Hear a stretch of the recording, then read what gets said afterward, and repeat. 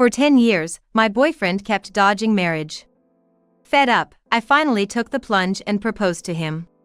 Kent, aren't we about time we get married? But his response plunged me into despair. Marry an old lady? Annoying. No way, that's just impossible. What? Shocked, I dashed out of the apartment. And I decided I would definitely bring down the man who had been using me all this time.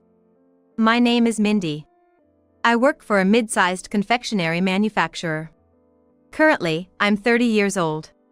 In my company, I hold a mid-level position. Last year, I was promoted to a managerial position, guiding and organizing my juniors. A complaint from a client? No worries, leave it to me. Let's switch gears and move forward. One of my juniors, who looked like they were about to cry, smiled with relief. But management isn't just about covering mistakes. To prevent repeating the same mistakes, we'll work together to devise and implement strategies.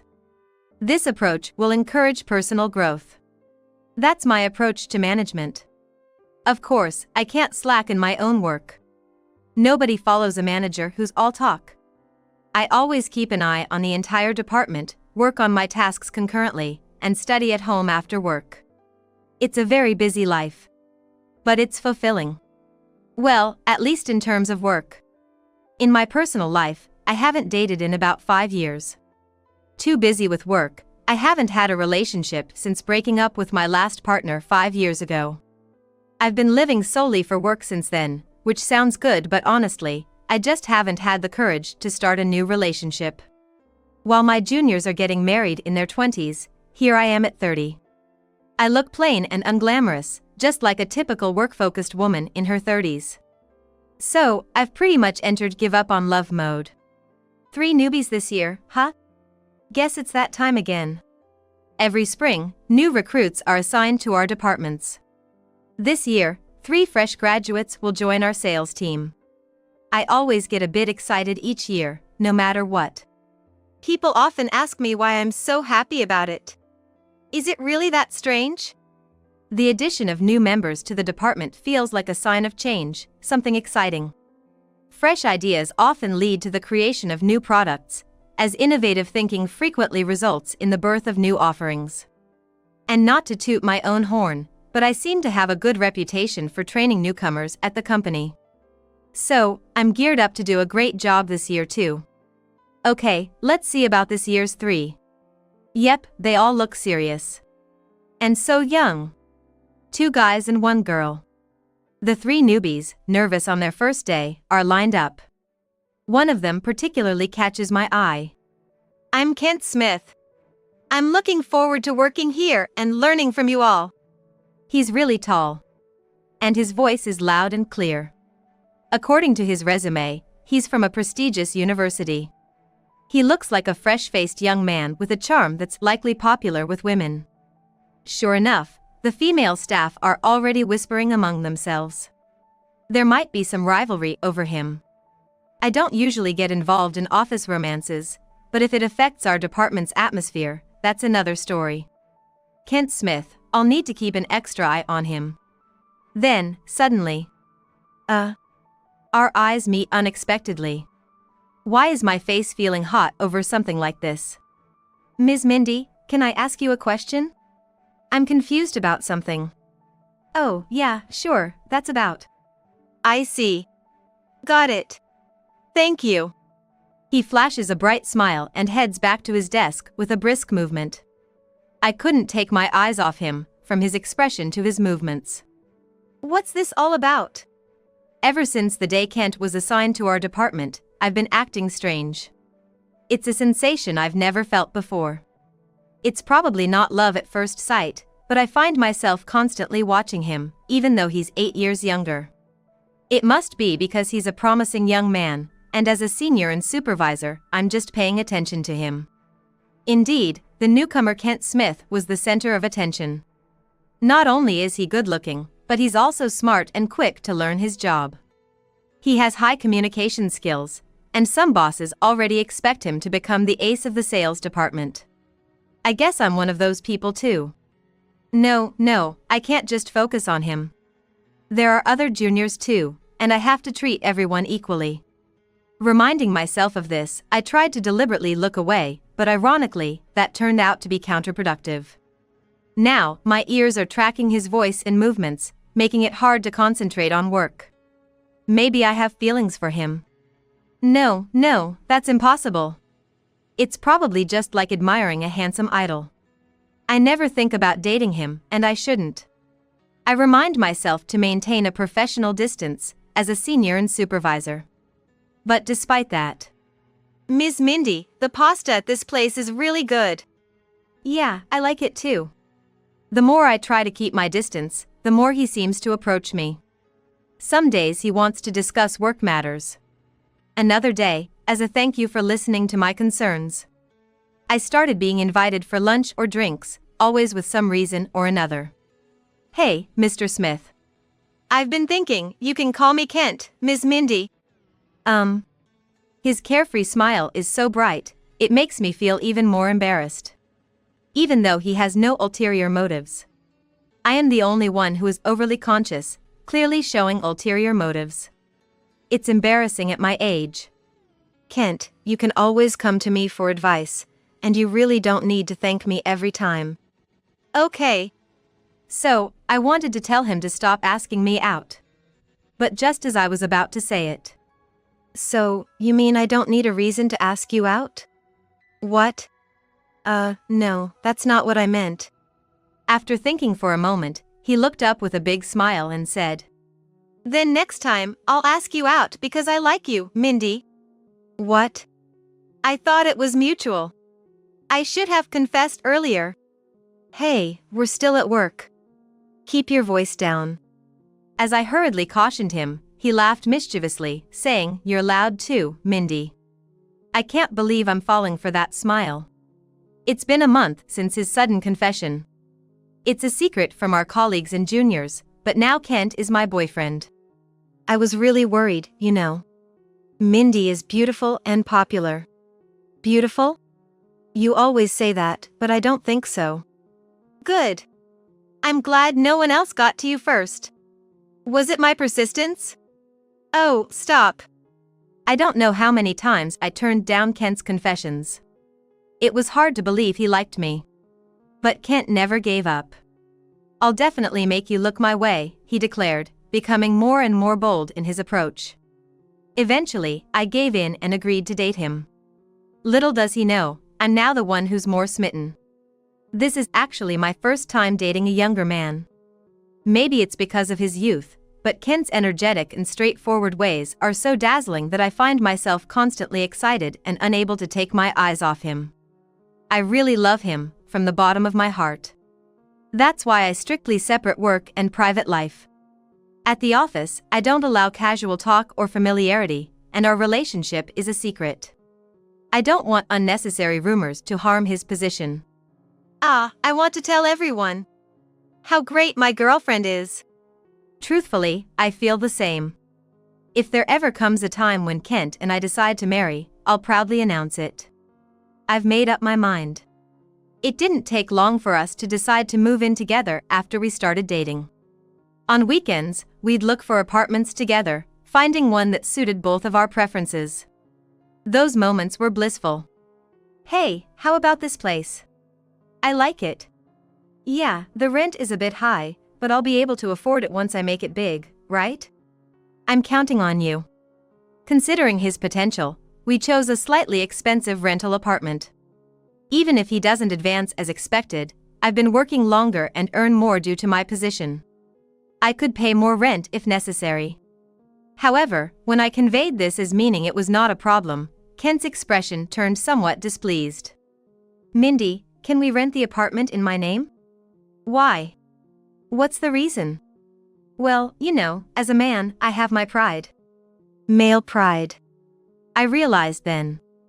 Saying it's okay even if he doesn't succeed might have sounded like I had no expectations from him. I had hurt his pride. Kent, I'm sorry. It's not that I don't have expectations from you. I know. But as a man, I want to be the one providing for the woman I love. Even if it's just in name, I want to be the head of the household. Kent, okay, I understand. And so, we decided to rent the apartment in Kent's name. Because of this incident, I became more considerate towards Kent. Maybe that's why we never had any major fights and lived a very happy life together in our new home. Kent, why do you think you missed this deal? Let's think about it together. Kent, dinner's ready. I made your favorite meatloaf tonight. At work, I guide Kent as a senior and supervisor, since he's still quite green. At home, as his girlfriend, I cook him dinner every night with all my heart. I'm always thinking about Kent, and we're always together. But far from getting tired of each other, I find myself wanting even more time together. Like, as Kent's wife. I want to marry Kent. About a year after we started living together, this feeling naturally emerged. Hey Kent, how old do you think I am? You're beautiful no matter your age, Mindy. That's not what I mean. When we started dating, I was already 30. Now I'm 31. And in a few months, I'll be 32. I'd like to get married sooner rather than later. I want children too. That day, Kent didn't respond. Did he think I was pushing for marriage right away? While I felt awkward, his behavior remained unchanged over the next few days. Then one night, he said, I think I'd prefer to get married a bit later. What? There's still so much for me to learn at work, and I'd rather settle down a bit more before that. Can you wait for me, Mindy? Oh. Right, he's still maturing, something I knew better than anyone. Yet here I was, selfishly pressuring him about marriage. Yeah, you're right. I'm sorry. It's not like I don't want to marry you, Mindy. I just think a bit later would be better. Okay. Kent, always considerate, pats my shoulder gently. I really love him for that. Even if we can't get married right away, that doesn't change. Right. I should focus on supporting him now. There's no rush, we'll get married eventually, in due time. I reassure myself while continuing to support him both personally and professionally. But as years pass, 3, then 4 years, I start to feel anxious. Especially on our anniversary each year, I can't help but feel the weight of time passing, and my eagerness grows. Someday, we'll get married, Kent. Carefully masking my true desire to get married soon, I express my wish to him once a year. Secretly hoping he'll say, let's get married, on his own. But, marriage, huh? Yeah, someday. Yeah, someday. Kent's response is always the same. I'm beginning to realize. His interest seems to be fading. He's more focused on his smartphone than our anniversary dinner. In the apartment, he goes to bed early, claiming tiredness, hardly engaging in conversation. It's okay, he's just busy with work and doesn't have much spare time. This is when he needs my support the most. But honestly, I want to get married now. While confiding my true feelings to close friends, I continue to wait for Kent's decision. Time flies, and before I know it, I'm 40. A few years ago, my achievements in training newcomers were recognized, and I was transferred from the sales to the human resources department. I'm currently entrusted with the significant role of a department head. Professionally, I'm doing great, but personally. This year marks 10 years since Kent and I started dating. Yet, there's still no sign of marriage. Since moving to different departments, we have no interaction at work. In our apartment, we barely talk anymore, almost like strangers living in the same place. While I manage all the household chores with a tired body, Kent is out drinking late into the night. When I bring it up, he looks at me like I'm a nagging mother. Can this even be called a romantic relationship? Despite my worries, I still love Kent. Of course, I still want to marry him. It was in that moment. I was suddenly struck, as if by lightning. That's it, marriage. Why am I waiting for him to propose? I couldn't stand it anymore. I immediately sprang into action. Can you believe it's been 10 years? Thank you for everything, Kent. Yeah. I guess. Has it been that long? Kent, as usual, seemed utterly disinterested in me. Pretending not to notice, I smiled and raised my glass. Today was our 10th anniversary. I'd gone all out with the cooking, pleading with Kent, who grumbled, celebrations are unnecessary at this point, to at least stay in tonight. I even bought new clothes, a rare occurrence for me, put extra effort into my makeup, and prepared an expensive wine we don't usually drink. Everything was set. All that was left was to bring up the proposal. Hey Kent, it's been 10 years for us. I heard that already, you know. So, I've been thinking. Isn't it about time? Shouldn't we get married? What? I was determined to get a yes. I'd been preparing for this moment with all my heart. I gazed into Kent's eyes, praying for his response. But Kent, initially dumbfounded, quickly changed his expression. You're joking. What? Marry an old lady? Annoying. Absolutely impossible. What? Kent? Kent looked at me as if I were something filthy, his face contorted in disgust as he spat out his words. His tirade hit me like a barrage, leaving me bewildered. Marriage, it was so annoying every year. Didn't you get the hint when I never proposed? That I wasn't interested. What were you expecting? From an old lady like you? To me, you're nothing more than a free housekeeper. I kept you around because you were convenient. Did you misunderstand something? Living together? Not a chance. It's more like caregiving now. That's awful. You really thought that? All this time? Yeah, pretty much. As I asked him, trembling, Kent revealed the truth without a hint of remorse. He had lost interest in me years ago, just 2 years into our relationship. I took care of the household chores and paid more of the living expenses, so he found it convenient to continue living together. He was embarrassed to admit to anyone at work that he was dating an older woman. Oh. I see, well. I thought I'd be overwhelmed by shock, but surprisingly, I remained calm. My feelings for Kent cooled off instantly, fading away as if they were someone else's problem. And then, anger surged within me. I'll bring him down to hell.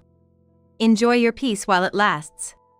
After venting his true feelings for years, Kent, with a relieved expression, said, "This wine is really good," as he sipped it.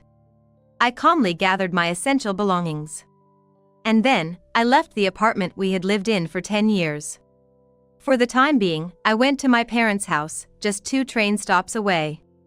I brushed off my parents' curiosity by saying we had a little fight. Once I've completed my revenge and settled everything with Kent, I'll tell them the truth. Nobody will stop me. I'm the one who'll bring Kent down to hell. As I unpacked, my anger towards him didn't subside but boiled even more. Why should I be the one to leave? That condo is mine, after all. It had been 10 years ago. There was an issue when we signed the lease for the apartment. The problem was with the apartment's name. The real estate agency informed us, with Mr. Kent's income, we were unable to pass the credit check. His salary back then wasn't enough to afford the rent. It hasn't changed much even now. In the end, the condo was rented in my name. So, that apartment is actually mine. Kent thought he was the landlord and was doing me a favor by letting me stay, but in reality, it was the other way around. I maintained his male pride and kept silent about the truth. Moreover, I took on all the household chores and continued to pay more than half of the rent. Instead of being appreciated, I received such treatment. The more I thought about it, the less it made sense.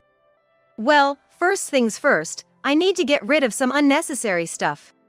The next day, as I relaxed at my parents' house, Kent kept calling me. Ignoring him, he kept calling again and again.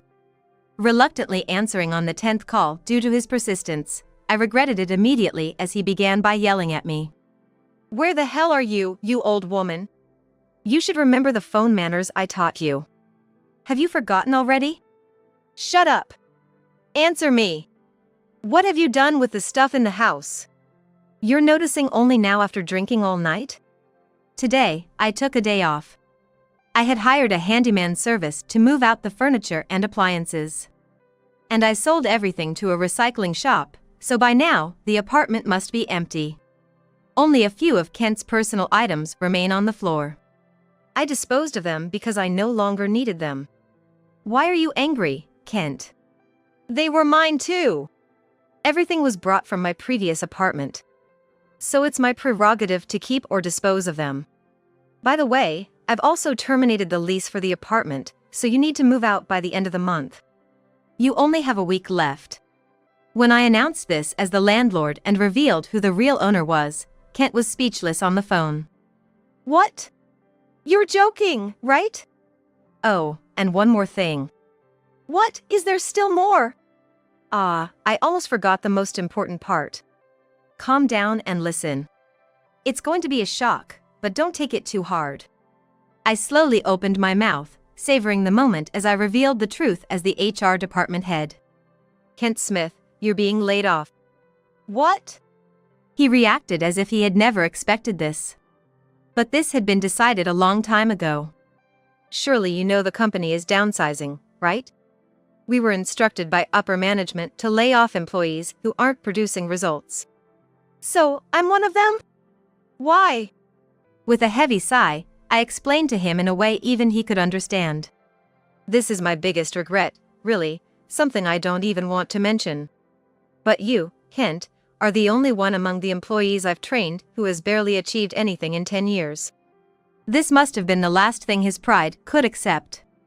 He was completely speechless once again. You don't study, you don't learn from your mistakes. And yet, you're all about attitude and pride. I really had a hard time with you. Cute in your 20s, but you're 32 now. Maybe it's time to reevaluate yourself. Well, this is goodbye for real. Without waiting for a response, I hung up the phone. But I loved you. Even if you were laid off, I could have supported you. Yeah, cry all you want until you feel better. There I was, crying uncontrollably, my face a mess, regardless of my age. My childhood friend and confidant, Arthur, comforted me despite my disheveled state. His attitude might be a bit dry, but I know he's kind at heart. He's been the one to listen to my complaints and give advice over these past 10 years. I felt terribly guilty for bursting into his house in the middle of the night. Sorry, you have work tomorrow.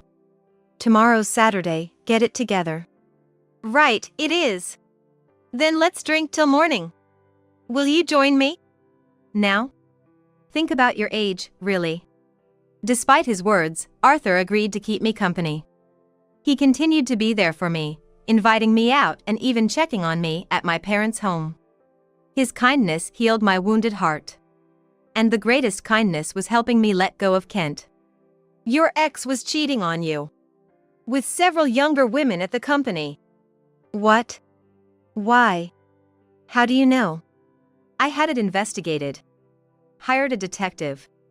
If you still want that kind of trash, go ahead and get back together. His blunt and seemingly cold words were actually pushing me forward. Yeah, I'm done. It doesn't matter anymore. Thanks to Arthur, I was able to find the resolve to move forward. I can't believe I didn't notice such a great guy was right by my side. I really had no eye for people. Really, you're the head of HR? I'll improve. A year after saying goodbye to Kent. Gradually, as Arthur showed concern for me in various ways, I grew closer to him, beyond just being friends. Now, we're in a new relationship as lovers. Who would have thought I'd end up with Arthur, who's been with me since childhood? Life is so unpredictable. Today is our long-awaited date. The once indifferent and aloof Arthur had somehow acquired the art of being a gentleman. He's become a mature man. He seemed like a stranger to me, making my heart flutter with a fresh excitement. Hey, don't zone out while walking. You'll trip and start crying again. I won't trip. Again? That was decades ago. It was just as I placed my hand in Arthur's outstretched one. That's when he appeared in front of us. Mindy, I've been looking for you. So you're here. Kent? His once carefully maintained hairstyle was nowhere to be seen, his beard unkempt and overgrown. His clothes were so dirty and worn, he looked almost unrecognizable. Yet, this man was Kent, my former lover. Who's this guy? Don't tell me he's your new man? That's none of your business. What do you want now, after all this time? Don't mess with me. Startled by his sudden outburst, I flinched. Protectively, Arthur stepped forward. Disappear now. Or I'll call the police. Go ahead, call them. I have nothing left to lose because of that damn woman. Kent shouted, making a scene, explaining his plight. After being laid off, he struggled to find a new job, was dumped by the women he had affairs with, and gradually lost his meager savings. Now, Kent is living in a cheap apartment without a bath, struggling to make ends meet with part-time jobs.